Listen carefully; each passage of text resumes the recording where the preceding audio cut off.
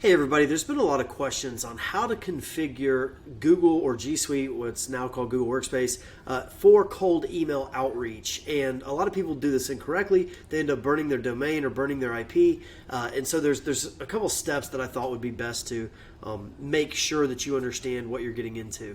First things first, you never want to send emails from your primary money domain. So if you are exampledomain.com, go by exampledomain.net or example-domain.com, example-domain.net. I've heard a lot of people say that you should register these at a different host registrar than the one that your money domain is at. That's up to you. But go get a couple of different domains that you're going to send from. And then you want to go over to Google Workspace. If you go over to Google Workspace, you'll see the starter. You can say get started, and that right there, $6 a month. You're going to need one of those for every account that you want to send from. So if you want to send from 5 accounts, then you're going to need to spend $30 a month with Google. I'll show you how we can calculate that a little bit later. And then once you get it set up, you just associate it with the burner domain. So mine would be like Richard at exampledomain.net, and I would associate it with the plan as I set it up. It's pretty easy to go through. Google makes it just really, really easy. Next thing you need to do is configure your DNS settings so that you can actually send through the Google Workspace, Gmail specifically. And they make it really simple when it comes to your SPF, which is Sender Policy Framework. DMARC records are Domain Message Authentication Reporting Conformance, and Domain Keys Identified Mail. That one should be done for you with Gmail. These two, you need to add a record into your DNS settings. We've got a tutorial here. It makes it really easy for you to follow along, and Google will actually give you the records. They give you one primary record, and then they give you 4 or 5. I don't remember. I think 4 backup records that you just put into your DNS. Makes it really simple. You want to wait until it takes effect. It propagates across your mail server, and then you want to go to mailtester.com, and you will ensure deliverability. Make sure that it's at least at a 9, and it should be.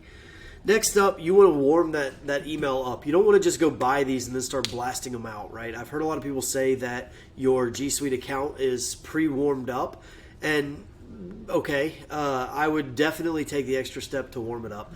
You can go to Gmass. They actually have a free service. If you go to products and they've got free email warm up, you just register your account with them and you associate it with your Google account. That's the one that you just set up with your G Suite. They make it really, really easy to onboard that. And then you can set by default, like it sends 2 emails per day to start out with, and then it increases it by 2 every day. So today it would send 2 emails, tomorrow it would send 4, the next day 6, etc. And it replies to, by default, 30%.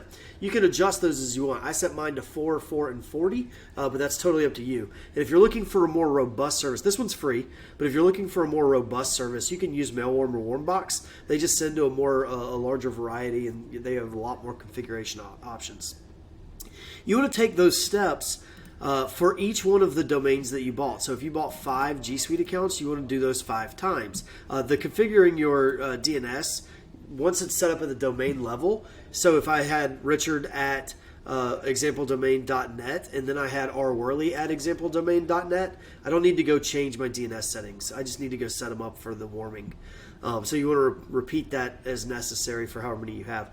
And then you want to let the warming process work for a minimum of 3 weeks before you start sending out mass emails. But you can, during that time, send them out to other people that you know, especially a large variety that you know will reply.